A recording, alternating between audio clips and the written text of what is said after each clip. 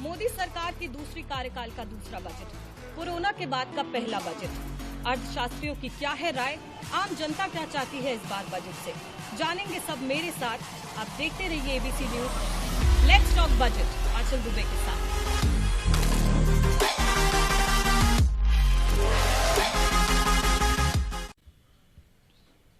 नमस्कार, स्वागत है आप सभी का एबीसी न्यूज में और मैं हूं आपके साथ आंचल और शो लेके आई हूं लेट्स टॉक बजट। इससे पहले भी बजट से पहले भी हमने बात करी थी कि आम जनता को लेकर के एक्सपर्ट्स की क्या राय है और वो क्या चाहती हैं। निर्मला सीतारमण की बात करें तो आज उन्होंने संसद में बजट पेश किया।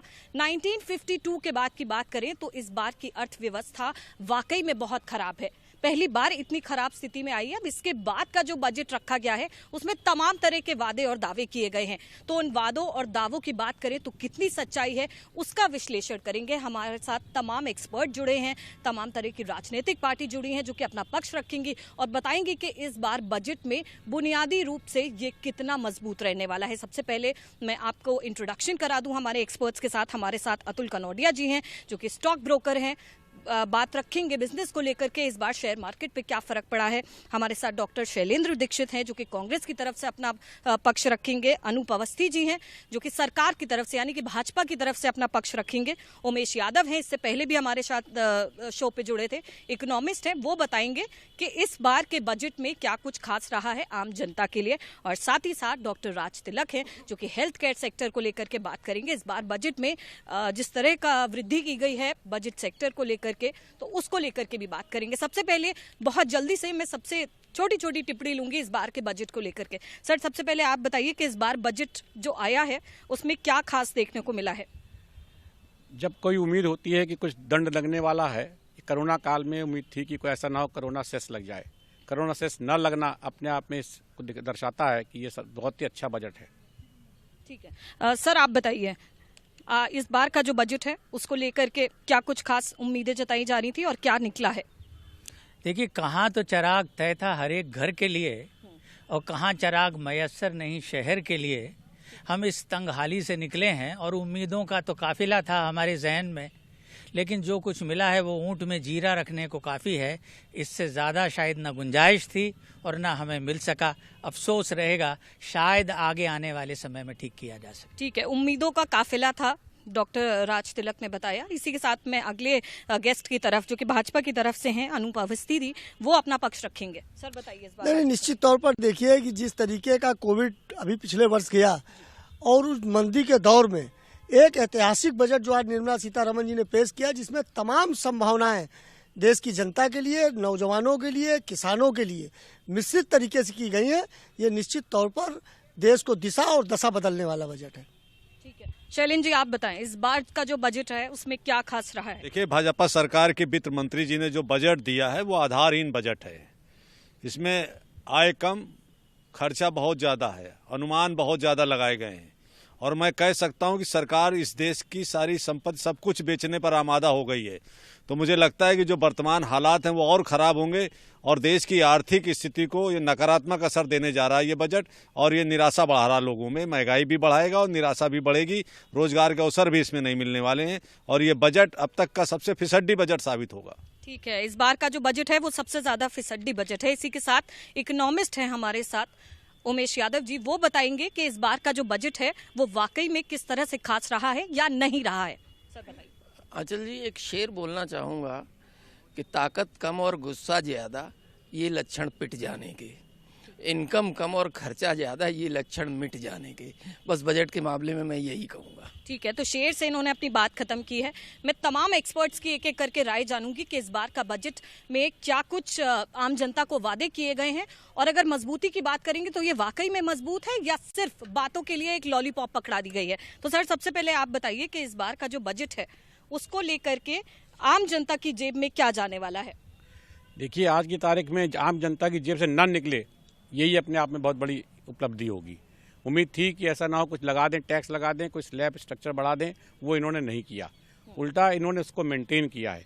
आज की तारीख में भी 5 लाख कमाने वाले आदमी के ऊपर कोई टैक्स नहीं है, तो उसको मेंटेन रखा, नया कोई कर नहीं लगाया है। यही एक बहुत बड़ी उपलब्धि है। सर अगर बिजनेस को लेकर बात करें, स्टॉक मार्केट को लेकर बात करें, तो इस बार का बजट आपको लगता है कि कुछ अलग हुआ है? हमारे 35 साल का जो इतिहास है स्टॉक ब्रोकिंग में, मैंने ऐसा बजट कभी नहीं देखा।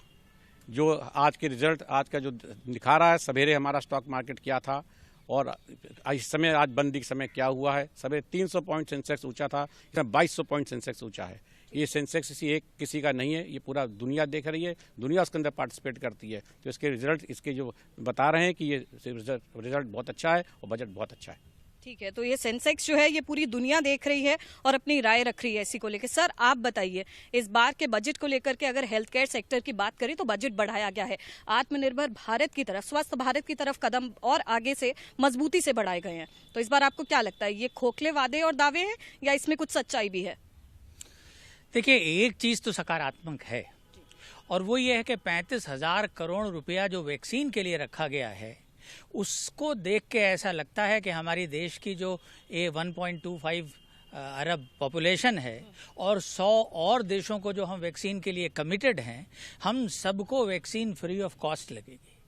मुझे पूरे बजट में एकमात्र यही चीज दिखाई देती है जो सकारात्मक है, बाकी 10 में से 2 नंबर में चाहें तो आप दे सकता हूं। सर लॉकडाउन रहा, सरकार के पास खुद भी पैसे से तंगी है, तो आप बताइए कि इस बार ये जो हेल्थ सेक्टर में बजट बढ़ाया गया है, आखिर इसका पैसा निकल के कहां से आने वाला है? देखिए, पैसा निकल सकता था। मैं बार बार कहता हूं कि अस्पतालों को, जिन अस्पतालों को जिसमें विशेषज्ञ अति विशेषज्ञ हैं, वो हैलट अस्पताल में जब बैठते हैं तो काम नहीं करते, और वही बगल के नर्सिंग होम में जब जाते हैं तो शहर के सबसे मूर्धन्य और सबसे शक्तिशाली और विद्वान डॉक्टर हैं। सवाल ये है कि उसी अस्पताल का मरीज विपन्न है, तो इन अस्पतालों को उनका इस्तेमाल करके टायर सिस्टम के साथ चलाया जा सकता था, रेलवे की तर्ज पे, जहां हम हायर क्लास से कमाते और गरीब तबकों को सब्सिडाइज करते। हम अस्पतालों के अंदर जेनेरिक दवा के मेडिकल स्टोर खोल सकते थे, हम भोजनालय खोल सकते थे, हम वहां पे जूस की दुकानें, फूल की दुकानें ये खोल सकते थे।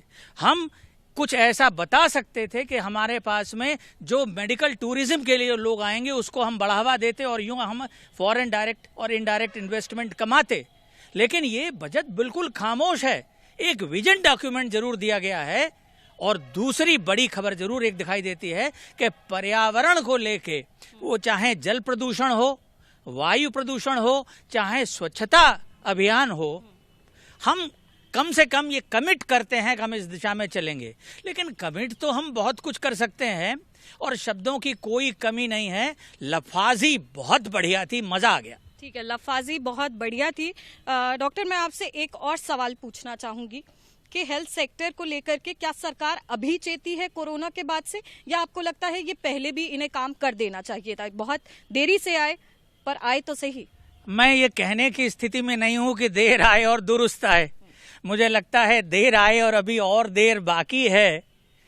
लगता है कि चीजें ठीक न हुई हैं, न होंगी। आज भी हमारे देश की जो 80% गरीबी की सीमा रेखा और मार्जिनलाइज सेक्शन की आबादी है, वो वैसे ही धक्का खाएगी, वैसे ही स्वास्थ्य के नाम पे बीमार पड़ने में गरीबी की सीमा रेखा के नीचे सरक जाएगी।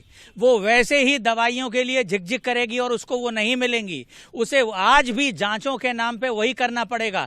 देश में और स्वास्थ्य तंत्र में जो भ्रष्टाचार व्याप्त है, उससे उसका वैसे ही साक्षात्कार होगा। और कुल मिलाकर के हमने उसकी जेब में डाला कुछ नहीं, दूसरी जेब से कुछ निकाल और लिया, पेट्रोल और डीजल पे सेस लगाने के नाम पे। ठीक है, एक जेब में कुछ डाला नहीं और दूसरी जेब से निकाल लिया। तो ऐसा तो डॉक्टर राज तिलक बता रहे हैं कि इस बार का जो बजट है उसमें आम आदमी को और गरीब आदमी को कोई फायदा नहीं होने वाला है। इसी से रिलेटेड मैं सरकार के पक्ष को जानना चाहूंगी कि उस पर इसकी क्या राय है। सर आप बताइए। नहीं, देखिए डॉक्टर साहब ने जो भी कहा, लेकिन अगर हम डॉक्टर साहब ने पूरा बजट देखा हो तो जिस तरीके से 2.23% लाख करोड़ रुपए हेल्थ सेक्टर को दिए गए, हेल्थ सेक्टर में इन्वेस्ट करने के लिए, उसको बढ़ाने के लिए, उसके दायरे को बढ़ाने के लिए। अभी आपने देखा होगा कोविड में जिस तरीके से पूरा विश्व कोविड की महामारी से जूझ रहा था, भारत ने 2 महीने का लॉकडाउन करके माननीय प्रधानमंत्री मोदी जी ने, हमारे पास कुछ नहीं था, पीपी किट नहीं थी, सैनिटाइजर नहीं था, हमारे पास कोई भी ऐसी चीज नहीं थी जिससे हम कोविड का मुकाबला कर सके। सरकार ने ध्यान रखा और मैं इसलिए भी ऐतिहासिक बजट कह रहा हूं कि इतनी मंदी के दौर के बाद भी आप अगर हेल्थ सेक्टर को देखें तो 2.23 लाख करोड़ रुपए सरकार ने इस बजट में शामिल किए और 17 नए एम्स बने और इसके लिए सरकार ने इनिशिएटिव लिया। 17,000 नए सेंटर और खोले जाएंगे जिसमें लोगों का इलाज होगा। ये देखिए, अगर कोई कुछ भी कहे, लेकिन जब इतनी मंदी के दौर से गुजर रहा देश, उसके बाद भी इस तरीके का बजट, मैं ये मानता हूं कि जो बुनियादी जरूरतें आज की तारीख में पहले आम जनमानस को देनी चाहिए थी वो इस सरकार में दी गई। हमने ध्यान रखा कि आम जनमानस का एक एक व्यक्ति जिसकी हम सुरक्षा कर सकते हैं, जिसकी हम केयर कर सकते हैं, उसको हेल्थ सेक्टर में उसको फायदा पहुंचा सके। ये सारा बजट अगर आप देखें पूरे बजट को तो नए आयाम देने वाला है। जिस तरीके से आप देखिए जीडीपी का 13% आपने देखा आज के बजट में कि हमने उसको आत्मनिर्भर भारत की ओर ले गए। तो ये क्या है, इससे नए रोजगार के साधन सृजन होंगे, नौयुवाओं को काम मिलेगा, किसानों की आय 2 गुना करने का लक्ष्य जो प्रधानमंत्री नरेंद्र मोदी जी ने दिया वो निश्चित कहीं ना कहीं हम जब किसानों के लिए भी आप देखिए इस पूरे पैकेज में एक राहत दी। जो जरूरत थी, आज जिन चीजों की जरूरत है, जब देश महामारी के दौर से गुजर रहा हो, देश नहीं पूरा विश्व आज ये भारत की एक शक्तिशाली देश है जो और भी 6 देशों को वैक्सीन उपलब्ध कराने की बात कर रहा है। ये क्षमता किसी में नहीं है। ये धीरे धीरे आप देखिएगा यही बजट जो आज लोग क्रिटिसाइड कर रहे हैं, अभी जब ये धरती पर उतरेगा, धरातल पर उतरेगा और जब इसके परिणाम सामने आएंगे तो हमें लगता है कि डॉक्टर साहब भी सहमत होंगे। हो सकता है डॉक्टर साहब को बजट में कुछ कमी दिख रही हो, बुद्धिजीवी लोग हैं, लेकिन मैं दावे से कह सकता हूं कि 2.23 जिस तरीके से लाख रुपए हेल्थ सेक्टर को दिए गए, ये एक बहुत बड़ा कदम है मोदी जी का। और मोदी जी तो शुरू से कहते हैं सबका साथ, सबका विकास, सबका विश्वास। और आपने देखा नहीं, पूरी दुनिया ने देखा, पूरी दुनिया जब भारत के पास कुछ नहीं था, पूरी दुनिया भारत की ओर टकटकी बन की निगाह से देख रही थी और हमने अपने साथ साथ अपने देश को सुरक्षित रखने के साथ साथ अन्य देशों को भी सुरक्षित रखने का काम किया। सर, ये तो आपने बात करी इस बार के बजट की। आप वादे और दावे तो हर बार करते हैं, आपको नहीं लगता है कि हेल्थ बजट में इससे पहले ही पिछली बार ही इसमें आपको बजट बढ़ा देना चाहिए था? हेल्थ एक सर मेजर चीज है जो आम जनता आज की डेट में क्वालिटी चाहती है। आप बताइए अभी तक इस पे काम क्यों नहीं किया गया? आज की डेट में आप बजट वो बढ़ा रहे हो जो आपको कई साल पहले कर देना चाहिए था, तो आप क्यों चाहते हैं? 2014 के बाद से जब मोदी जी की सरकार बनी, आपने देखा होगा लगातार हर बजट में हेल्थ सेक्टर में कुछ ना कुछ किया गया। अब की ज्यादा इसलिए दिया गया कि पूरा विश्व कोविड की महामारी से जूझ रहा था। हमारे पास कोई संसाधन नहीं था, हमारे पास हॉस्पिटल नहीं थे, हमारे पास सर मैं आपको रोकूंगी। हमारे पास संसाधन नहीं थे, सरकार के पास पूरी छूट थी हॉस्पिटल बनाने की। आपने क्यों नहीं वो सुविधाएं पहले से उपलब्ध कराई कि आज हमारी डेट में हमारे पेशेंट्स को जगह जगह भटकना पड़ रहा था? बिस्तर नहीं थे सर सरकारी अस्पतालों में, बाद में जाके रियलाइज किया है कि ये इसको जरूरत है आम जनता को इसकी। इतनी लेट क्यों चाहते हैं? आपको नहीं लगता है कि ये मौतों का आंकड़ा कुछ कम होता अगर आज की डेट में हमारा हेल्थ सेक्टर कुछ अच्छा कर रहा होता? देखिए, निश्चित तौर पर मौतों की आंकड़े की बात इसलिए नहीं करें, मौतों की आंकड़े की बात राजनीति में करना ठीक नहीं है, लेकिन अगर पूरे विश्व की आप तस्वीर को देखें तो भारत का आंकड़ा बहुत कम रहा है। नंबर 1 नंबर तो जो आपने कहा आप नहीं चाहते, तो 70 सालों से जिस देश की आज़ादी के बाद जिनकी सरकारें रहीं, इसके बाद अगर आप 2014 से और 2021 की तुलना कर लें तो हेल्थ सेक्टर में जितना आमूलचूल परिवर्तन इन 6 वर्षों में आया है शायद देश की आज़ादी के बाद कभी नहीं आया था।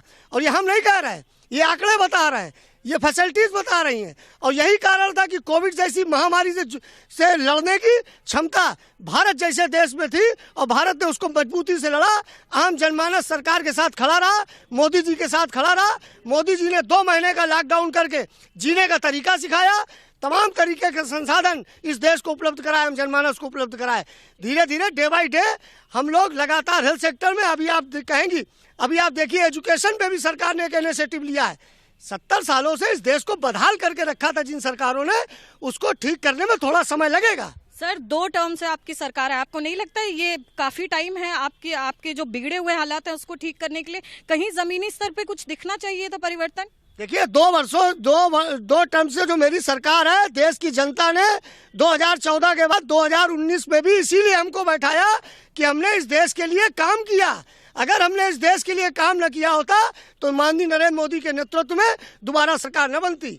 ये तो हम जनमानस का आशीर्वाद है कि हम लगातार जनमानस के बीच में काम करते हैं, हमारा संगठन काम करता है, हमारी पार्टी काम करती है। और ये बजट जिस तरीके से आया, मैं दावे से कह सकता हूँ ये भारत की दिशा और दशा बदलने का काम करेगा। आप बताइए सर, ये भारत की दिशा और दशा बदलने में मदद करेगा? आप इसमें अपनी राय बताएं कि ये किस तरह से, क्या ये बजट चीख के सिर्फ लफाजी कर रहा है या फिर ये एकदम ही शांत बजट है? मैंने आपसे कहा कि बजट आधारहीन है और मैं अपने कथन के पीछे आपको तर्क भी दे देता हूँ। अभी हमारे साथी बहुत जोर जोर से चिल्ला रहे थे कि स्वास्थ्य सेवाओं में पिछला बजट आया था और कहा गया था आयुष्मान योजना का बहुत तेजी से ढिंढोरा इस देश में पीटा गया। मैं पूछता हूँ कितने गरीबों को किस किस नर्सिंग होम में ये सरकार फायदा दिला सकी आयुष्मान योजना का? मरीज जाता गेट से बाहर से उसको दुत्कार करके भगा दिया जाता है, कहीं पर बजट नहीं। और जो नर्सिंग होम से मेरी बात होती है कहते 2-2 साल से 1 रुपया नहीं मिला तो हम आयुष्मान योजना का कहाँ से लाभ पहुँचाएंगे लोगों को। दूसरी बात, जो बजट प्रस्तुत है वो हवाई बजट है। वो इसलिए है वो विनिवेश के मुद्दे पर बजट प्रस्तुत कर रहे हैं। पिछले साल इनके वित्त मंत्री ने कहा था कि हम 2 लाख करोड़ रुपया लाएंगे देश में विनिवेश से और उससे अपने इस बजट के खर्चे को पूरा करेंगे। मैं पूछना चाहता हूं कितना आया? केवल 15,000 करोड़ रुपया ला पाए विनिवेश से पिछले वित्तीय वर्ष में। इस बार फिर उन्होंने कहा कि 1,75,00,000 रुपया विनिवेश से ले आएंगे हम और इसको पूरा करेंगे और आत्मनिर्भर बनाएंगे। आत्मनिर्भर बनाने के नाम पर अभी रेल भी ये बेच रहे थे, अभी हवाई जहाज भी ये बेच रहे थे। आज एक और प्रस्ताव आया कि बंदरगाह भी निजीकरण को दिया जाएगा। LIC की जो संकट के समय पे LIC हिंदुस्तान को बचा करके रखी थी, उसके 74% जो है शेयर बेचने की तैयारी हो गई इस सरकार के अंतर्गत। दूसरी बात, 2 बैंकों को बेचना चाहते हैं, जो फ्रेट कैरियर है उनको बेचना चाहते हैं।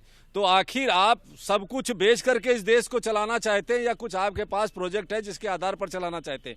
आपने जो, मैं कहता हूं कि ठीक है कोरोना दुनिया के सामने था, कोरोना बीता है, कोरोना से पीड़ित है। आंकड़े बता रहे हैं कि 66% लोगों की आय घट गई, बहुत से उद्योग बंद हो गए, 19% लोग बेरोजगार हो गए, बहुत से लोग इलाज के अभाव में मर गए, उनका कमाने वाला आदमी चला गया। उनको सबको आशा थी कि इस बजट में भारत सरकार, मोदी की सरकार कुछ लाएगी, वो गरीबों के लिए लाएगी, बेरोजगारों के लिए लाएगी, उद्योगों को फिर से स्थापित करने के लिए लाएगी, जिनकी नौकरियां छीन गई उनके लिए कुछ भी नहीं लाए। आप गांव का ढिंडोरा पीट रहे हैं, 3 कृषि कानून ला करके काले कानून, आप MSP पर आप तय नहीं कर पा रहे हैं और खरीद का बजट बढ़ा रहे हैं, उसका क्या माने? आज मनरेगा पर क्या आपने घोषित किया कि हम बजट बढ़ाने जा रहे हैं जो गांव-गांव में जो रोजगार उपलब्ध करा सकती? कि आज देश की सीमाएं इतनी चारों तरफ से खतरे में, आपने आज रक्षा बजट पर क्या घोषणा की कि हम देश की सीमाओं की रक्षा के लिए क्या घोषित करने जा रहे हैं? तो मैं ये कहता हूं कि ये बजट इसलिए खराब है, इसलिए फिसड्डी बजट है। ये ना तो इसने आयकर की सीमा बढ़ाई, ना रोजगार के अवसर दिए, ना मनरेगा को बजट दिया, ना देश की सीमाओं की सुरक्षा के लिए बजट की घोषणा की है। तो किस तरीके, केवल आप काल्पनिक बजट प्रस्तुत करना चाहते हैं, आपके पास पैसा है नहीं और बजट आप बड़ी मात्रा में घोषित करते चले जा रहे हैं। 94 जो लाख करोड़ का बजट था उसको 2 लाख करोड़ के ऊपर ले जा करके आपने पटक दिया। तो आप ये भी बताइए, आज GST की देश में सबसे बड़ी समस्या है कि GST की भारी बकायेदारी प्रांतों की केंद्र सरकार पर है और केंद्र सरकार वो पैसा दे नहीं पा रही है। सरकारें व्यापारियों को पैसा नहीं लौटा पा रहे। एक अजीबोगरीब स्थिति है। वित्त मंत्री ने एक भी प्रस्ताव नहीं दिया कि जो GST की बकायेदारी प्रांतों की है, जो उनके हालात खराब हो रहे हैं, उसको इस तरीके से हम लौटाएंगे। तो मैं इसीलिए कह रहा हूं कि ये आधारहीन बजट है और सरकार सब कुछ बेच करके आत्मनिर्भरता का नारा दे रही है, चिकित्सा और शिक्षा के नाम पर धोखा दे रही है, किसानों को डीजल और पेट्रोल पर कीमत लगातार बढ़ा करके नुकसान पहुंचाने का काम किया जा रहा है। जब तक GDP, जो कहा गया है, जो बड़े बड़े अर्थशास्त्री हमारे साथी लोग बैठे हैं कि GDP जब 12% से ऊपर पहुंचेगी इस देश में, तभी तो किसानों की आय 2 गुनी हो जाएगी। क्या 0% पे पहुंचने के बाद, 0 से नीचे GDP पहुंचने के बाद किसानों की आय 2 गुनी हो सकती है? कैसे हो सकती है जब हमारी GDP वहां नहीं हो सकती? हमारी विकास दर नीचे की तरफ जा रही है, हमारे आर्थिक जो संसाधन है नीचे जा रहे हैं, हमारी इंडस्ट्री नीचे जा रही है। तो हम कहाँ से इस बजट को पूरा कर लेंगे? कहाँ से ये लुभावने नारे? इसलिए मैं कहता हूँ कि बजट आधारहीन बजट है, फिसड्डी बजट साबित होगा और इससे सबको निराशा हुई है। ठीक है सर, मैं अब हमारे इकोनॉमिस्ट हैं जो उमेश यादव जी, वो बताएंगे कि अगर जीडीपी को हम 12% के ऊपर लेके जाते हैं तो क्या तभी किसानों को मदद मिलेगी या फिर और भी कोई तरीका है? और अगर इतने बड़े बड़े वादे किए गए हैं जीडीपी को उठाने के, तो क्या ये वाकई में जमीनी स्तर पर देखने को मिलेगा? देखिए, जीडीपी के बारे में अगर देखा जाए तो जब से ये गवर्नमेंट आई हुई है जीडीपी लगातार नीचे गई। बहुत अच्छी जीडीपी 8 पॉइंट समथिंग थी 2013-14 में, और तब से लगातार गिर रही है। मैंने बार बार ये कहा है कि अगर कहीं बढ़ती, मुझसे ये कहा जाता है कि जीडीपी बढ़ रही है, बढ़ती है तो कहीं 0.1, 0.2। ये जीडीपी सरकार की किसी नीतियों के कारण नहीं बढ़ती है। अगर कोरोना काल में दिखाया गया, जैसा कि अभी हमारे साथी कह रहे थे कि मोदी जी ने जीना सिखाया, मोदी जी ने जीना नहीं सिखाया। हमारी आम आदमी ने मोदी जी को बताया कि हम ऐसे भी जी सकते हैं। आपने क्या किया कोरोना काल में? उसके लिए आपने थाली बजवा दी, ताली बजवा दी, दिए जलवा दिए। इनसे कहीं देश की प्रगति होती है? दूसरी चीज, हमारे साथी अभी कह रहे थे 70 साल बदहाल। आपने 70 साल के साथ 7 साल में हमें कहीं तो कुछ दे देते। जो हमारे पास खड़ा हुआ था आपने उसको ही बेच दिया। आप तो वो काम करना चाह रहे हैं कि एक किसान रोजगार करने जा रहा था, उससे पूछा कि बेटा ये बताओ तुम्हारे पास अपने जो कर्मचारी हैं उनको देने के लिए कहां से इनकम है? तो वो कहने लगा कि मैं 1 बीघा खेत बेच दूंगा। हमारे साथ तो ये हो रहा है। एक तरफ जो हमारा बेसिक है उसको आप बेचते चले जा रहे हैं, दूसरी तरफ आप जो कह रहे हैं कि हम इसको आगे बढ़ा रहे हैं, जमीन हमारी खींच रहे हैं, हवा में आप हमको खड़ा करना चाहते हैं। अभी जो फ्रेट कॉरिडोर, पाइपलाइन, इनको सबको आप एक और चीज आई, आप बड़े गर्व के साथ कहेंगे कि हम 100 नए सैनिक स्कूल खुलवा रहे हैं। आप कहाँ खुलवा रहे हैं? आप उसको पीपी मॉडल पे ला रहे हैं, आप उसे कहाँ खुलवा रहे हैं? और दूसरी चीज, आप एनजीओ को दे रहे हैं। एक एनजीओ जिसके पास अपनी कोई इनकम नहीं होती है, वो दूसरे की इनकम से रहता है, उससे आप कहना चाह रहे हैं कि वो हमारे स्कूल खोलेगा? कहाँ हमारे देश को लिए जा रहे हैं? आप 70 साल बदहाल की बात करते हैं। 70 साल में जो बन के आया, क्या आपने उसके तुलना में 7 साल में कुछ भी करके दिखाया सिवाय जो था उसको खत्म करने की? मैं कैसे कह दूं कि ये बजट बहुत अच्छा है? ठीक है, ये बजट कैसे बहुत अच्छा है, इसी से जुड़े तमाम सवाल उमेश जी करेंगे, मगर उसी के साथ मैं आपको सर बोलूंगी एम्प्लॉयमेंट को लेकर जरूर से बात करिए, क्योंकि ये बेरोजगारी का एक मुद्दा है और जो यूथ है वो ये जरूर चीख चीख के सवाल करती है कि इस बार के बजट में एम्प्लॉयमेंट को लेकर क्या खास किया जा रहा है। तौर पर ये बड़ा सवाल है रोजगार को लेकर के, लेकिन किसान आंदोलन के बीच और कोरोना महामारी के बीच ये बजट पेश किया गया है। इस पर आगे चर्चा करेंगे, लेकिन अभी फिलहाल जीडीपी की बात चल रही थी। निश्चित तौर पर सवाल उठेंगे अनूप जी कि जब से आपकी सरकार आई है जीडीपी लगातार धड़ाम होती जा रही है, क्या नजरिया आपकी, क्या वजह मानते हैं? नहीं देखिए उमेश जी, जीडीपी नीचे आ रही, आंकड़ों का खेल है और ये आंकड़े बताते हैं कि जीडीपी नीचे जा रही है। लेकिन अगर आप पूरे देश की तस्वीर को देखें और आप 6 यादव जी कंप्लीट हो जाए, आप अपना समय ले लीजिएगा। अगर आप 2014 से लेकर और 2019 तक की बात करें तो इस भारत के अंदर एक आमूलचूल परिवर्तन आया मोदी जी के नेतृत्व में और रोजगार के नए संसाधन खुले। ये कहते हैं कि साहब ये रोजगार कहते हैं नौकरी नहीं मिल रही सरकारी संस्थाओं में। अभी यहाँ पर चर्चा हो रही थी कि 70 सालों में जो इंस्टीट्यूशन बन के तैयार थे वो बदहाल हो गए। तो भाई किसने बदहाल किए? ये जनता जानती है कि 70 वर्षों में जिन चीज़ों को आपने बदहाल कर दिया बनाने के बाद, उनको अगर हम इस्टेब्लिश कर रहे हैं, उनको ठीक कर रहे हैं, उनको फिर से रनिंग पोजीशन पे ला रहे हैं, वो किसी के मार्फत मिला रहे हैं, तो आप सब चिल्ला रहे हैं कि आप बेचे दे रहे हैं।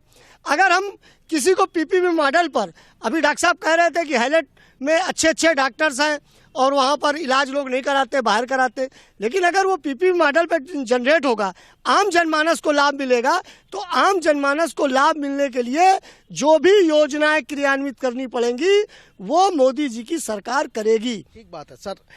शैलेंद्र जी, एक चीज़ बताइए, जब निजीकरण को बढ़ावा दिया जा रहा है इन व्यवस्थाओं को दुरुस्त करने के लिए, तो फिर क्या विरोध है? निजीकरण जाने से अगर व्यवस्थाएं बेहतर हो रही हैं तो उसमें क्या समस्या है? निजीकरण का मतलब इनकी सरकार धरने पर बैठती थी।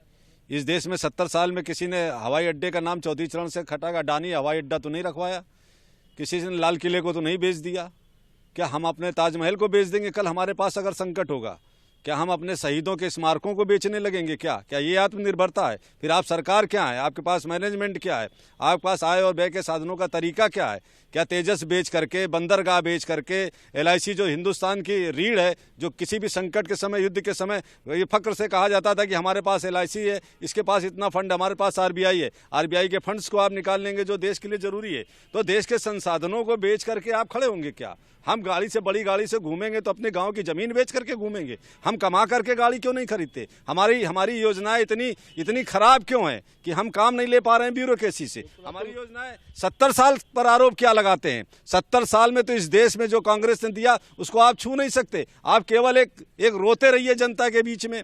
आपकी भी तो अटल जी की सरकार रही, आपकी सरकार रही, सबकी सरकार रही। तो जो मैं ये कहना चाहता हूं कि संसाधनों को बेच करके देश के आत्मनिर्भरता नहीं हो सकती। आप अपने अंदर ये काबिलियत पैदा करिए कि हम देश में, वो मॉडल डॉक्टर मनमोहन सिंह ने एक काबिलियत दी थी वित्त मंत्रालय में, देश के प्रधानमंत्री में दुनिया पे तीसरे या चौथे नंबर पर हमारी इकोनॉमी थी, 8.5 और 9% हमारी GDP थी। आज हम माइनस पर खड़े हैं GDP पर, और बयानबाजी करते हैं कि किसान की आय हम दोगुनी करने जा रहे हैं। अरे उनके लोगों के सामने कहिए जो जानते ना हो कि आय का दुगने का मतलब क्या होता है। तो इस तरीके से निर्मला सीतारमण ने कहा ना कि UPA सरकार में जो किसान को आय हो रही थी, मोदी सरकार में उससे बड़ी है। कहाँ बड़ी है? आज लाखों किसान, 10-10 लाख, 15-15 लाख किसान बैठा है, 100-100 शहीद हो गए। और जब सुप्रीम कोर्ट कह चुका है कि ये कानून स्टे किया जाता है, तो फिर किस बात की हठधर्मिता कर रहे हैं? जब सुप्रीम कोर्ट इस देश की सर्वोच्च संस्था मानी जाती है, जब उसने इस कृषि कानून को नकार दिया, तो आप फिर क्यों जिद करके बैठे हैं? किन पूंजीपतियों के लिए बैठे हैं वहां पर कि हम हटाने नहीं जा रहे कानून? तो आज पूरा देश, क्या पूरी दुनिया देख रही है कि किस तरीके से अन्नदाता के खिलाफ इस देश में अन्याय हो रहा है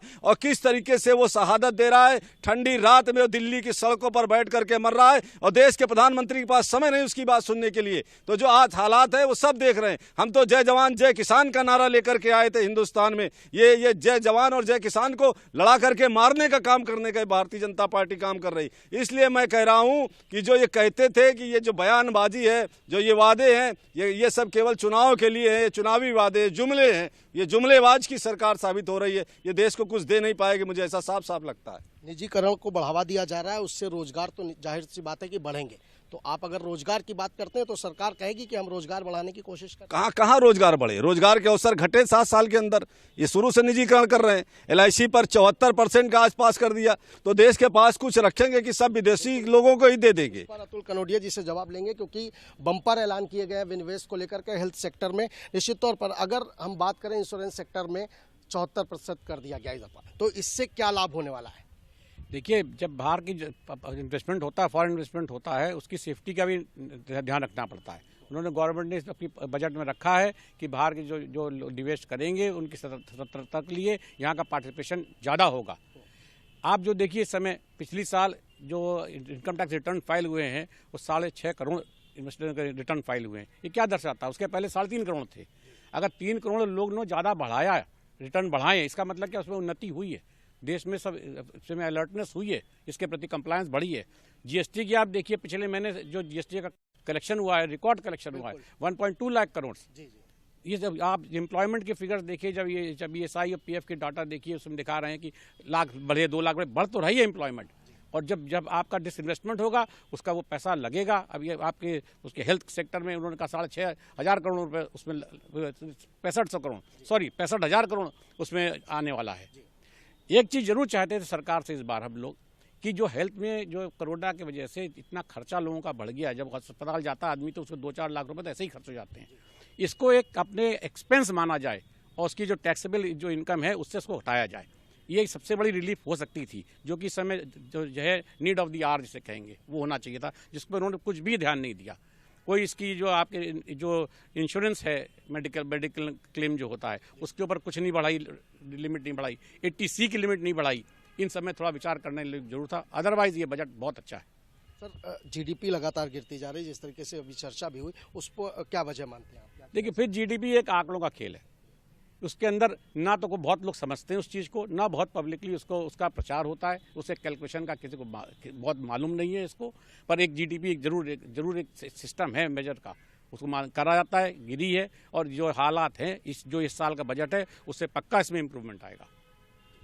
GDP कोई आंकड़ों का खेल नहीं। आ रहा हूँ सर, उमेश जी आ रहा हूँ। जीडीपी आंकड़ों का खेल है। जीडीपी तो बेस है इस देश का, वही आईना प्रस्तुत करती है कि हम आगे बढ़ रहे हैं कि नीचे जा रहे हैं। और जीडीपी तो सरकार की जो आंकड़े, कोई सरकार, कोई कांग्रेस या कोई दूसरे दल के लोग थोड़ी बना रहे हैं। जो सरकार है उसी के आंकड़े सामने आ रहे हैं कि हम नीचे जा रहे हैं। सरकार के अगर आंकड़े अगर आप मान रहे हैं, जीडीपी को आप मान रहे हैं कि सरकारी आंकड़े हैं, तो रोजगार के भी सरकार आंकड़े दे रही है, उसको भी मानिए कि अगर 2 करोड़ प्रतिवर्ष देने की रोजगार की बात ही कहाँ मिल गए। पिछला आंकड़ा आया कि वहां तक नहीं पहुंची। 66% लोगों की आय घटी है और 19% लोगों के रोजगार गए हैं। आप लोगों के आंकड़े सामने हैं, कोई मेरा घर का आंकड़ा थोड़ी है। उमेश जी कुछ कहना उसका पर तो जवाब चाहिए सरकार का। डॉक्टर साहब ने जो कहा कि जीडीपी बेस नहीं है, जीडीपी आंकड़ों का खेल है, तो बहुत सारी चीज़ें ऐसी हैं जो हमारे सामने आंकड़ों में ही आती हैं। आप रोज़गार को दिखाएंगे, उसको भी आंकड़ों में दिखाएंगे। आप कहीं से कोई निर्माण दिखाएंगे, उसको भी आंकड़ों में दिखाएंगे।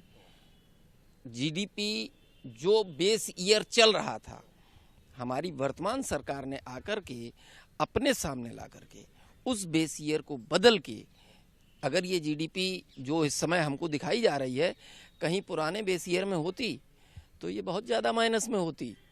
जो हमको दिख रही है 4 पॉइंट समथिंग आज भी दिखा रहे हैं, और वो जो भी कह रहे थे हमारे आर्थिक सलाहकार ने कहा कि 11.6% हमारी जीडीपी जाएगी। अरे भाई, कौन सा जादू आप कर देंगे कि एक साल में आप 11.6% माइनस से ले जाकर के खड़ी कर देंगे। सिर्फ और सिर्फ बातों में बहलाना, अपनी सरकार को बचाए रखना, इस सरकार का केवल एक ही उद्देश्य है। व्यक्ति को हम किस तरीके से घुमा सकते हैं, किस तरीके से उसको बहला सकते हैं, खिलौना देकर के हम उसको खुश कर सकते हैं, हमारी सरकार सिर्फ ये काम करती है। 75वीं वर्षगांठ पर आपने कहा कि 75 वर्ष के जो लोग हैं पेंशनर्स, उनको आईटीआर नहीं फाइल करना पड़ेगा। कितना लाभ मिलेगा सर? कितने लोग हैं इस देश में 75 वर्ष या उससे ऊपर के जो पेंशनर्स हैं? 0.00000% में आ जाएगा अगर आंकड़े निकालने लगेंगे तो। ये आप 60 या 62 या 65 तक करते तो जरूर आम आदमियों को लाभ मिलता। नहीं, देखिए उमेश जी, ऐसा है कि फिर हम बार बार वही बात कहेंगे कि जिन परिस्थितियों से पूरा विश्व, पूरा देश चल रहा है, उन स्थितियों में सरकार ने जहां भी जिसके लिए भी गुंजाइश बनी, इस बजट में कुछ ना कुछ देने का प्रयास किया। 75 वर्ष आयु करी गई कि 75 वर्ष के ऊपर किसी भी व्यक्ति को आईटीआर भरने की जरूरत नहीं होगी। किसी भी व्यक्ति को नहीं, जो पेंशनर्स हैं। पेंशनर किसी भी व्यक्ति को नहीं सर, पेंशनर्स जो है नहीं उनको। अच्छा, पेंशनर्स तो चूंकि वो 75 साल के हो गए, अब उनको आईटीआर भरने जाएं, फिर दुनिया के कागज इकट्ठा करें, तो उसमें सरकार ने राहत दी। दूसरा, आपने देखा होगा कि इतनी स्थिति खराब होने के बाद भी हमने कोई नया टैक्स स्लैब आम जनता को नहीं दिया, व्यापारी को नहीं दिया। अगर आप रोजगार की बात करें तो अगर अभी यहाँ चर्चा हो रही थी कि हमने किया क्या, तो आपने देखा, आपको पता होना चाहिए बजट में कि अभी केंद्र की सरकार और जो बजट आया उसमें निर्मला सीतारमन जी ने जो नए स्टार्टअप शुरू हुए हैं उनको 2022 तक किसी भी टैक्स स्लैब में नहीं रखा जाएगा, उनको कोई टैक्स नहीं देना होगा। ये नए रोजगार के लोगों को, जो स्किल पे हम बात करते हैं, हम भारत आत्मनिर्भर भारत पे बात करते हैं, जो हमारे आपदा के मौके पर भी अवसर जिन लोगों ने ढूंढा और नए नए व्यापार शुरू किए, उनको ये बहुत बड़ी राहत है कि अगर उनको साल भर उनको कोई टैक्स ना देना पड़े नए स्टार्टअप के लिए। सर, आपदा के पीछे छुपकर अगर आप पैरवी कर रहे हैं इस बजट की, तो जाहिर सी बात है उनको भी जरूरत होगी जो इस आपदा को झेल करके आए हैं, परेशान है। टैक्स स्लैब कम भी तो कर सकते थे, थोड़ा कम करके राहत दे सकते थे। आया नहीं तो आपने कम भी तो नहीं किया ना उमेश। उनको तो उम्मीद थी, उनको दरकार थी। अगर आप आपदा से पीड़ित थे तो आपदा से पीड़ित वो भी रहे। उमेश जी, जिस तरीके की स्थितियां थी भारत की, और भारत की नहीं पूरे विश्व की, अभी यहाँ जीडीपी की चर्चा हो रही है, पूरे वर्ल्ड की देशों के आप कंट्रीज हैं उनकी आप जीडीपी देख लीजिए। भारत की जीडीपी माइनस में होने के बावजूद इस देश को खड़ा रखने का काम आदरणीय नरेंद्र मोदी जी ने किया। इस देश के लोगों के जान माल की रक्षा करने का काम आदरणीय मोदी जी ने किया। इस देश में व्यक्ति जिंदा रहे, उसको समय से उपचार मिले, उसको समय से वैक्सीनेशन हो। सबसे पहले पूरे विश्व में ये इनिशिएटिव लेने का काम किसने किया? ये भारत गर्व करता है यहाँ के वैज्ञानिकों को, यहाँ के इंजीनियर्स को, यहाँ के नौजवानों को, यहाँ के डॉक्टर्स को, जिन लोगों ने इतने आपदा काल में भी सबसे पहले वैक्सीनेशन उपलब्ध करा के देश की जनता को राहत देने का काम किया। और सरकार ने तो कहा कि हम सबसे पहले अपने कोरोना योद्धाओं को वैक्सीन देंगे, और आपने देखा होगा कि 35,000 करोड़ रुपए का वैक्सीनेशन पे उन्होंने अलग से दिया। तो सवाल उठेगा ना, क्योंकि कोरोना महामारी जब आई बेड्स नहीं था हमारे अस्पतालों में, रेलवे को रिजर्व किया जा रहा था, ट्रेनों में बनाए जाने के लिए योजना चल रही थी, लेकिन उसके बावजूद जो मौजूदा स्थितियां हैं आने वाले समय में भी कहा नहीं जा सकता इस तरह की आपदाएं आ सकती हैं। उसके लिए अब आपने हेल्थ सेक्टर में इतना बड़ा बजट दिया है, लेकिन अगर आप ये पहले से कर देते तो निश्चित तौर पर ये बात बिल्कुल सही। बीमारी को एंकर ने भी कहा कि मौतों के आंकड़ों को कम किया जा सकता था, सुविधाएं और बेहतर की जा सकती थी। नहीं, देखिए, निश्चित तौर पर मैं फिर कहूँगा कि ये बहुत गंभीर विषय पे चर्चा हो रही है, मौतों के आंकड़े की बात नहीं करेंगे। मैं एक लाइन उसके लिए पहले बोली थी, फिर उमेश जी आपसे बोल रहे हैं कि पूरे विश्व से अगर आप भारत की तुलना करेंगे, जिस तरीके से यहाँ पर आबादी है 133 करोड़ लोगों की, ऐसे में अगर आप तुलनात्मक अध्ययन करेंगे तो मैं दावे से कह सकता हूँ कि इस देश में इम्यूनिटी पावर और इस देश के जो हमारे सनातन संस्कृति थी और जो हमारे इस देश में ऋषि मुनियों का प्रताप था और मोदी जी जैसे देश के प्रधानमंत्री थे, हमने उसमें कहीं ना कहीं बहुत रोकथाम करने का काम किया। जो लोग अपनी जान इसमें गंवा दिए, निश्चित तौर पर वो बहुत पीड़ा की बात है, क्योंकि ये संकट कोई भारत में नहीं आया, पूरे विश्व में आया। आप चिकित्सा से हैं, तुलनात्मक बात कह रहे हैं, बीजेपी के प्रवक्ता है, तुलनात्मक बात कर रहे हैं विश्व के आंकड़ों को लेकर के और हिंदुस्तान के आंकड़ों लेकर, तो कहीं ना कहीं ये जायज तस्वीर भी है कि हिंदुस्तान ने उन आंकड़ों को संभाल कर रखा और चीजें बेहतर की अन्य देशों। मैं उसी पर टिप्पणी करना चाहता भी था, आपने बहुत अच्छा किया ये सवाल पूछ लिया। देखिए, नाली में सूअर रहता है, उसकी इम्यूनिटी बहुत अच्छी होती है। मलिन बस्तियों में लोग रहते हैं, मिट्टी से कीचड़ से खेलते रहते हैं, मर भी जाते हैं। जो सशक्त होते हैं वो प्राकृतिक कृपा से बच जाते हैं, बाकी जो कमज़ोर होते हैं वो निपट जाते हैं। ठीक, ये कारण है जिस वजह से भारत में, और आबादी खूब है, हम फसल उगाने में बढ़िया हैं, बच्चों की फसल उग रही है हमारे यहाँ, युवा देश है। तो युवा देश होना, हमारी इंट्रिंसिक इम्यूनिटी अच्छा होना, और फिर हालात ऐसे होना कि जहाँ पे हमारे यहाँ गाँव में बसा हुआ ऑर्गेनाइज्ड नहीं है मामला, काफ़ी दूर दूर तक है। ये दूरी जो हमारे बीच की है, शायद ये हमें बचाने का कारण है। हम हेल्थ सेक्टर की कमजोरी की वजह से नहीं बचे हैं। कमजोरियां किसी को नहीं बचाती, ताकत बचा सकती है। और ताकत है कहाँ? जो आज दिखाई दे रहा है वो टूटी हुई टांगों पे एक इमेजिनरी व्यवस्था की जा रही है। लेकिन सर, इंतजार तो किया जा सकता है ना। अगर हर संसदीय क्षेत्र में एम्स जैसा अस्पताल देने की बात कही गई है तो 100% उसका प्रभाव पड़ेगा आने वाले समय में, और अगर सरकार कह रही है तो उस पर भरोसा किया जाए। सब आप ठीक कह रहे हैं, सब्ज बाग पे आप भी यकीन करने को कह रहे हो, ये सपने पे। मैं यकीन करने को नहीं कह रहा हूँ सर। कौन सा एम्स पूरे भारत का है जो ऑल इंडिया इंस्टीट्यूट के बराबर आके खड़ा हो गया है? क्या सिर्फ घोषणा करने से हर एम्स जो है और एम्स के बराबर हो जाएगा? ठीक है, दिशा है, मैं कह रहा हूं विजन डॉक्यूमेंट है, लेकिन जो बाकी आज घोषणाएं की गई हैं उनके साथ में लिखा हुआ है कि ये 5 साल में पूरी की जाएगी, ये 6 साल में पूरी की जाएगी। तब तक तो आपका कार्यकाल ही नहीं बचा है, कौन पूछेगा आपसे जवाब? फिर अभी अनूप जी ने कहा कि हम जब से मोदी जी आए हैं तब से स्वास्थ्य पे देखिए आंकड़े बढ़ रहे हैं। 1.22% GDP का हेल्थ पे खर्चा था जब वो 2014 में आए थे, आज 1.3% है, 0.8% बढ़ाया। और आज भी हम 200 देशों की श्रृंखला में जो विश्व के हैं नीचे से तीसरे खड़े हैं, जो सार्स देशों में सबसे कम है, जो अफ्रीकी देशों से सबसे कम है। और फिर जब 70 साल के आंकड़े गिनाते हैं तो हम उसमें by the way Atal ji का कार्यकाल और जनता पार्टी की सरकार को भी गिन जाते हैं और अपने लोगों को भी गाली देने लगते हैं। मुद्दा यह है कि जो प्रश्न रेलिवेंट था और पूछा गया है कि जब 7 साल थे, सरकार आपकी थी, अधिकार आपके पास में था, विजन था, तो फिर ये क्यों नहीं हुआ? बिल्कुल, जब विजन था तो क्यों नहीं किया गया? सर, जो ये पेट्रोल और डीजल में सेस बढ़ाया गया है, इसका असर क्या पड़ेगा? क्योंकि आम आदमी को कुछ मिला तो है नहीं, लेकिन अब कहीं ना कहीं से उसकी जेब पर भार पड़ने वाला है। देखिए, हमारी समझ में सरकार के पास सबसे बड़ा जरिया कमाई का डीजल और पेट्रोल के सेस का ही है। इन्होंने जो बढ़ाया है, जो अपने और नुकसान, जो बाकी जो टैक्स नहीं बढ़ाया, जो उन्होंने लोड नहीं डाला जनता के ऊपर, वो थोड़ा बहुत जो लोड इसकी वजह से आया। ये इस कारण से बढ़ा है कि इसको पक्का इसको और कम होना चाहिए। ये जरूर पेट्रोल डीजल लोगों की जेब काटेगा। अनूप जी, पेट्रोल डीजल जेब काटेगा, कुछ दिया नहीं है आपने और दूसरा एक ये और लाभ दिया है।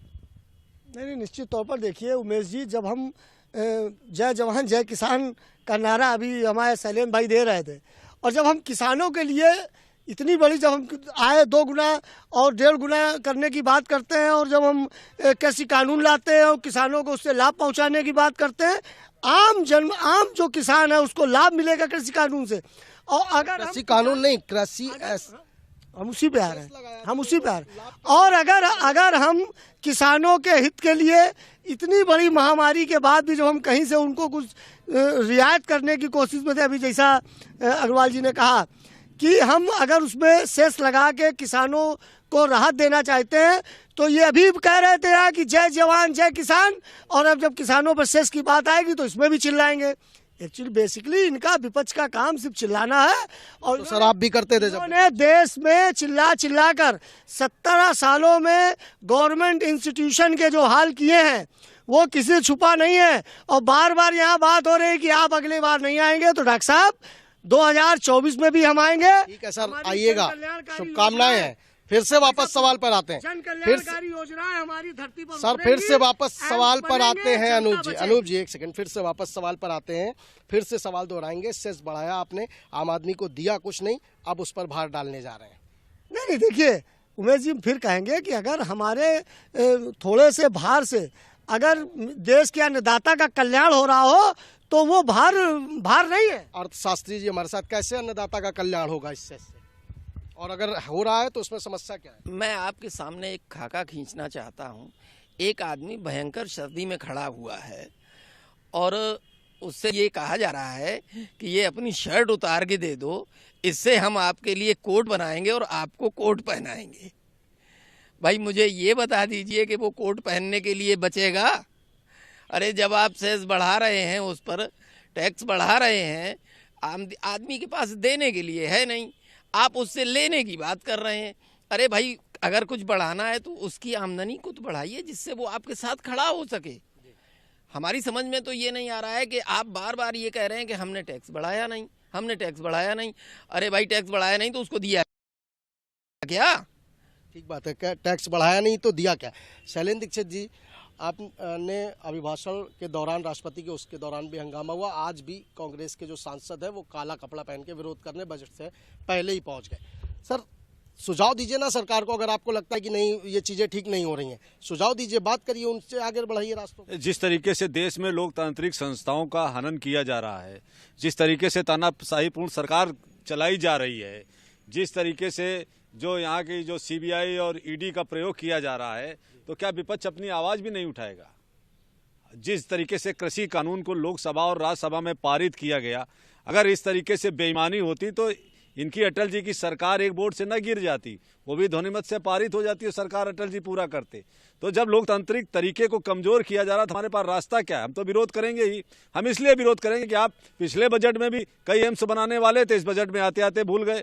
आप पिछले बजट में मनरेगा और 2 करोड़ के रोजगार देने वाले थे, इस बजट में आकर के भूल गए। आप पिछले बजट में देश के विकास दर बढ़ाने वाले थे, आपके पास आंकड़े नहीं है। हम पूछ रहे हैं, कोरोना में कानपुर में एक मरीज जाता था, 4 लाख 5 लाख के बिल बन जाते थे और आप लोग खबरें दिखाते थे। हम लोग तो घरों में कैद हो गए थे, इतना भय फैला दिया गया था हिंदुस्तान। सर 35,000 करोड़ दे दिया गया वैक्सीन। खबरें दिखाते थे कि आज हाईलाइट में जीवन रक्षक दवाएं खत्म हो गई, हाईलाइट में डॉक्टर बाहर बैठे, उनके पास वो PP किट नहीं है, हमारे पास मास्क नहीं है। तो क्या हमारी सरकार थी? अरे इस काल में भी तो मदद की जानी चाहिए थे। कितने आयुष्मान कार्ड से कोरोना रोगियों का हो गया, या तो वो घर में ठीक हो गए या अपनी भाग्य से ठीक हो गए, जैसे डॉक्टर साहब कह रहे थे। और क्या आपके पास सही आंकड़े कि कितने मर गए? आपके पास जांच तब होती थी, रिपोर्ट तब आती थी जब 2 दिन पहले आदमी मर के चला जाता था, भैरव घाट में जला दिया जाता था। व्यवस्थाओं पर सवाल उठा रहे हैं कांग्रेस से शैलेंद्र दीक्षित जी। आप लंबे समय से चिकित्सा सेवा क्षेत्र में, जब UPA की सरकार थी तब भी एक बार इस तरीके की महामारी आई थी, उस वक्त क्या ये व्यवस्थाएं ठीक थी? देखिए व्यवस्थाएं एक अरसे से ठीक नहीं है, लेकिन क्योंकि ठीक नहीं थी इसलिए किसी को हटा के हम दूसरे को लाए थे, लेकिन बदले में हमको मिला क्या? फिर वही टन गोपाल। तो कुल मिलाकर के जो उम्मीदें हमने लगाई थी वो उम्मीदें धूल धूसरित हो गई हैं, जमींदोज हो गई हैं। बल्कि खड्डा खोद के नीचे बैठ गई हैं। ये तो कुल मिलाकर के ये सारे संसाधनों की जो कमी है, दरहकीकत हेल्थ सेक्टर को हमेशा से रिसीविंग एंड पे रखा गया है, उसको कंधे झाड़ के प्राइवेट सेक्टर की तरफ बढ़ा दिया गया है। और सारे, जैसे आप पूछ रहे थे, एम्स बन रहे हो, मेडिकल कॉलेज बन रहे हो, अस्पताल बन रहे हैं, तो आज भी 70% स्वास्थ्य व्यवस्था और देश के 70-75% मेडिकल कॉलेज सब प्राइवेट सिस्टम में क्यों हैं? लोग 1-1 करोड़ से लेके 10 करोड़ रुपया देके क्यों ग्रेजुएशन और पोस्ट ग्रेजुएशन कर रहे हैं? अगर इस देश की, यानी इस देश का, तो मैं कहता हूं तो कल्याणकारी सरकार की बात करता हूं, वेलफेयर स्टेट की बात करता हूं। लोगों को स्वास्थ्य निःशुल्क नहीं दे सकती, शिक्षा नहीं दे सकती, न्याय नहीं दे सकती, सामाजिक न्याय नहीं दे सकती, तो फिर कर क्या रही है ये सरकार? डॉक्टर साहब, जैसे कोई भी सरकार उस मतलब के लिए। अभी आपने कहा कि हैलट में अगर डॉक्टर बैठते हैं तो वो उतने बेहतर नहीं होते हैं, और वही डॉक्टर ठीक बगल में जाकर के किसी नर्सिंग होम में बैठते हैं तो बेहतर हो जाते हैं। जी, सर, इसीलिए तो निजीकरण के लिए दिया जा रहा है कि वो ना, व्यवस्था ये कारण नहीं है। नर्सिंग होम में वो देखते हैं 10 मरीज और यहाँ एक ओपीडी में देखते हैं 400, समय उतना ही। तो 40 मिनट में आप काम निपटाओ और आप 4 सेकंड में काम निपटाओ, क्या आपकी इफिशियंसी वही रहेगी? यहाँ भीड़ निपटाई जाती है। सवाल ये है कि जो प्राथमिक स्वास्थ्य है, जो प्रिवेंटिव मेडिसिन है, जो देश की बुनियादी गरीब आदमियों की, सर्वहारा की 80% मार्जिनलाइज्ड लोगों की समस्याएं हैं, स्वास्थ्य संबंधी समस्याएं हैं, उनसे सरकार अपना पल्लू नहीं झाड़ सकती है। सरकार अपना पल्ला नहीं झाड़ सकती। आज कमेंट सर आपसे लेंगे, ओवरऑल का जो ये बजट है इसको लेकर के आपको क्या लगता है कि क्या अपेक्षाएं थी लोगों को जो पूरी नहीं कर पाई है सरकार, और क्या राय देना चाहेंगे? हम फिर से कुछ स्टॉक मार्केट्स की तरफ ले जाएंगे। कुछ उम्मीदें थी 80C से, जिसमें कि 1.5 लाख तक की अभी छूट मिली हुई है इन्वेस्टमेंट करने में, जिसकी उम्मीद थी कि वो कम से कम 3 लाख से ऊपर इसको लेके जाएंगे, जिससे कि लोग इसके अंदर इन्वेस्टमेंट करें, अपनी सेविंग करें और सरकार का भी उसके अंदर भला हो, जिसमें कि उन्होंने कुछ भी चेंज नहीं किया। बाकी डिविडेंड डिस्ट्रीब्यूशन टैक्स के ऊपर था कि हो सकता है उसको वापस वो जो है डिविडेंड इनकम को जो है टैक्स फ्री कर दें, जो वो भी नहीं किया। तो इस प्रकार से जो इन्वेस्टर के लिए बहुत चीज़ खास नहीं हुई है।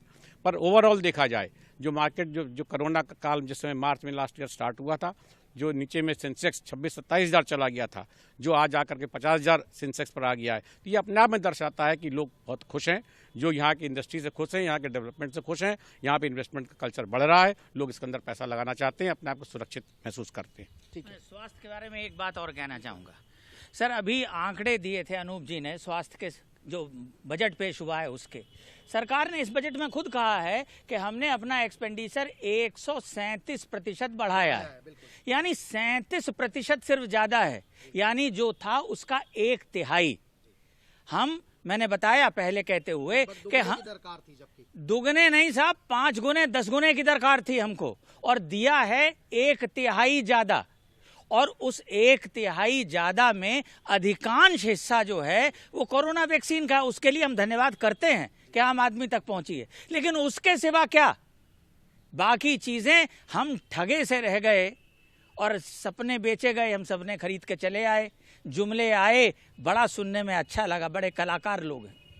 आंचल, बिल्कुल जिस तरह से जो बजट है उसमें हालांकि आम आदमी के लिए कुछ नहीं है, लेकिन एक्सपर्ट्स की अगर आप राय देखिए, आप लगातार चर्चा कर रही हैं, एक्सपर्ट्स की अगर राय देखें तो कहीं ना कहीं कोरोना काल को लेकर के सरकार को बेनिफिट जा रहा है कि कोरोना काल के चलते ये जो बजट आया वो कहीं से लॉन्ग टर्म के लिए हो सकता है कि अच्छा साबित हो। हालांकि इसमें जो आम आदमी है वो उसकी जेब में कुछ नहीं है, वो अपने आप को खुद को ठगा महसूस करता नजर आ रहा है। अच्छा, आपने बात बहुत अच्छी कही। इसी के साथ मैं अनूप जी से एक सवाल पूछना चाहती हूँ। अनूप जी, आपकी सरकार जो है वो रोड और हाईवे बनाने की बात करती है, मगर सिर्फ उन्हीं जगह पे जहाँ पे आपके चुनाव होने वाले हैं, तो इसके बारे में आप क्या बोलने वाले हैं? असम को ले लीजिए, वेस्ट बंगाल को ले लीजिए, तो बताइए। तमिलनाडु नहीं, असम भी इस देश में है और बंगाल भी इस देश में है। नहीं तो क्या बाकी के राज्य नहीं है जहाँ पे जरूरत है?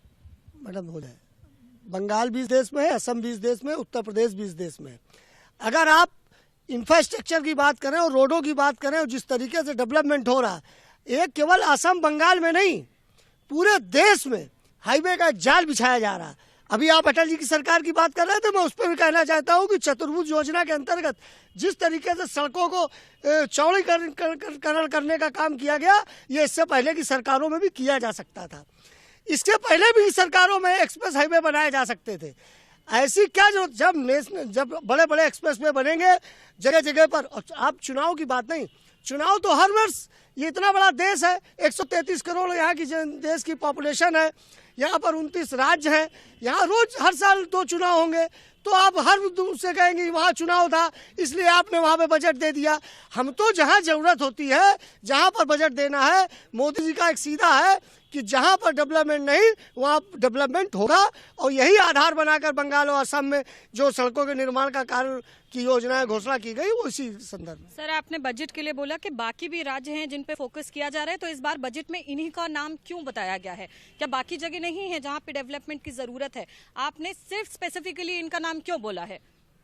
नहीं, वहाँ जरूरत थी, तमिलनाडु में जरूरत थी, आसाम बंगाल नहीं, तमिलनाडु में भी आप देखिए कि 3000 किलोमीटर वहाँ पर सड़क, बंगाल में, आसाम में, जहाँ पे हम साउथ में जहाँ पर हम पिछड़े हुए थे, जहाँ अभी तक कोई विकास नहीं हुआ था, और अगर वहाँ पर डेवलपमेंट हुआ था तो सड़कें बनाने की घोषणा क्यों करनी पड़ रही, हाईवे बनाने की घोषणा क्यों करनी पड़ रही, एक्सप्रेस वे बनाने की घोषणा क्यों करनी पड़ रही?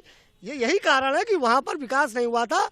बहुत बड़ा देश है, 133 करोड़ इस देश की पॉपुलेशन है, निश्चित तौर पर जहाँ जरूरत होगी हमारी सरकार वहाँ पर बजट और वहाँ पर निर्माण कराएगी। अनूप जी आपके पास वापस आएंगे, उससे पहले उमेश जी कुछ पूछना चाहेंगे, बताइए। अवस्थी जी एक बात बताइए, आप कह रहे हैं कि पिछली सरकारों में क्यों नहीं बनाए गए हाईवे, पिछली सरकारों में सड़कें क्यों नहीं बनाई गई, तो या फिर सिर्फ अटल सरकार में या फिर पिछले 7 साल के कार्यकाल में ये सड़कें, ये हाईवे, ये पुल नहीं बने हैं? तो अब अगर आप 70 साल की तुलना करते हैं तो उन 70 वर्षों में ये भी तो विकास कार्य कराए गए हैं, ये हाईवेज बनाए गए हैं, ये पुल बनाए गए हैं। जी बिल्कुल बिल्कुल। उमेश जी, सवाल नहीं, इस देश में जब देश आजाद हुआ तो इंफ्रास्ट्रक्चर डेवलप हुए, सड़कें बनी, एम्स बने, IIT बनी, सब बने, लेकिन अगर आप उन पे चर्चा करें तो जिस तरीके से जो गवर्नमेंट इंस्टीट्यूशन थे जिस बदहाली के दौर में गए, ये किसी से छुपा नहीं है। अभी डॉक्टर साहब कह रहे थे, सैलन जी, अभी डॉक्टर साहब कह रहे थे कि भाई आप बदहाली में थे इसीलिए हम आपको लाए, तो डॉक्टर साहब विश्वास रखिए, हम आए हैं, हम 70 साल नहीं लेंगे, और अगर आप तुलना करें तो 6 वर्षों में जो काम मोदी जी की सरकार ने किया है वो 70 वर्षों में नहीं हुआ है। ठीक है ठीक है ठीक है। बहुत बड़ा पहलू छूट गया, हम लोगों की बहस से भी छूट गया। जब इसके पहले इनकी सरकार नहीं थी तो एक रेल बजट भी आता था, उसमें पूरे देश को रहती थी कि हमारा ट्रेन कितनी चल रही, हमारे हवाई अड्डे, हमारे रेल स्टेशन कैसे बन रहे। इस पूरे बजट में मैंने पूरा बजट सुना है, कहीं भी वित्त मंत्री जी ने रेल के स्ट्रक्चर पर क्या हमें प्रगति देने जा रहे हैं, कितनी हमें नई ट्रेनें देने जा रही हैं, उसकी सुविधाएं कैसी नहीं, कोई भी सुविधाएं उन्होंने घोषित नहीं की है। मैं ये कह रहा हूँ, बजट की बात अलग है, और जो कह रहे हैं कि पश्चिम बंगाल में, असम में, वो भी केवल चुनावी घोषणा है, होना कुछ नहीं है, सब खाली कह दिया गया कि इतने बन जाएगा।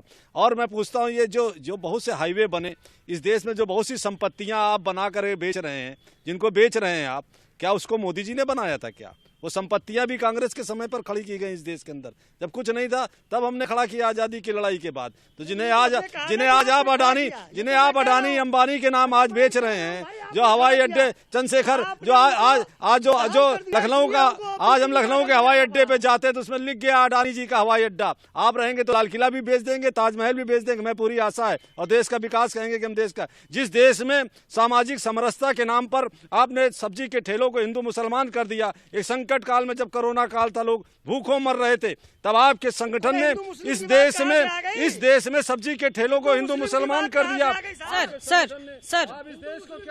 सर बजट पे बात करेंगे एक बार, आखिरी में मैं सबसे एक टिप्पणी लूंगी इस चीज पे और इसके बाद हम इसको समाप्त करेंगे अपने शो को। सर बताइए जी, बजट के बारे में ही है, बजट के बारे में बताइए, और इतना जो चर्चा हुई है, इतनी जो बहस हुई है, इसके बाद क्या निकल के आता है वो भी बताइए। इसके बाद निकल के एक ही चीज़ आती है कि सरकार को ये सोचना चाहिए कि हम किस तरीके से आम आदमी की क्रय शक्ति को बढ़ा सकते हैं, कैसे रोज़गार दें, और किस तरीके से हम अगर देश को आगे बढ़ाना चाहते हैं, इसको देश को आगे बढ़ाना नहीं कहेंगे कि हम अपनी सारी चीज़ें बेच करके और हम देश को आगे बढ़ा रहे हैं, इसको देश को आगे, इसके लिए सरकार को रोज़गार पे, स्वास्थ्य पे, शिक्षा पे विशेष ध्यान देना पड़ेगा, हवा में नहीं, जमीन पे, धरातल पे लाना पड़ेगा। ठीक है, परचेजिंग पावर पे और एम्प्लॉयमेंट यानी कि रोजगार भी एक ऐसा मुद्दा है जिसपे गवर्नमेंट को सोचने की जरूरत है इस बार के बजट को लेकर के। सर आप बताइए, इस पूरी चर्चा से आपने क्या समझा है? नहीं, चर्चा तो बहुत सारी हुई। एक चीज़ जो है बहुत अच्छा जो इस बजट में आया, जो गवर्नमेंट की नीयत जिससे समझ में आती है कि इनकम टैक्स जैसे क्षेत्र में ट्रांसपेरेंसी, फेसलेस असेसमेंट, इसमें जिसमें कि अब आपको पास किसी के पास आपको जाना नहीं है। ये एक अच्छा उनकी नीयत दिखती है सरकार की कि वो चाहती है कि सब काम यहाँ पर एकदम ओवर द शेल्फ हो, किसी के पास जाने की आवश्यकता ना पड़े। ठीक है, मतलब ये इस बार का जो है ये बजट बहुत ही ट्रांसपेरेंट है, जिसमें जनता तक सारी इन्फॉर्मेशन पहुँचने वाली है। आप बताएं सर। देखिए, इस बजट से पहले देश का स्वास्थ्य तंत्र लंगोट बांधे था और अब हमें चड्डी का इंतजाम हो गया है, बस इतनी तसल्ली हम कह सकते हैं। हमें उम्मीद थी इस बजट में कुछ इनोवेटिव आइडियाज आएंगे, कुछ out of the box thinking होगी, कुछ ऐसी जगहों से रिसोर्सेज जुटाए जाएंगे, क्योंकि सरकार के पास क्या कमी है अर्थशास्त्रियों की। लेकिन इन सब के बावजूद भी हम कहीं रीते और खाली रह गए। इस बात की खलिश हमें रहेगी कि बहुत कुछ किया जा सकता था जो नहीं किया गया। ठीक है, बहुत कुछ किया जा सकता था मगर नहीं किया। सर एक बार फाइनल सम अप करते हैं इसको, आप बताइए। नहीं, निश्चित तौर पर ये बजट जो है किसानों के लिए, नौजवानों के लिए और उन लोगों के लिए जो आत्मनिर्भर भारत से जुड़ना चाहते हैं, स्किल से जुड़ना चाहते हैं। हमारे नौजवान नौनिहाल देश को प्रगति पर ले जाने वाला।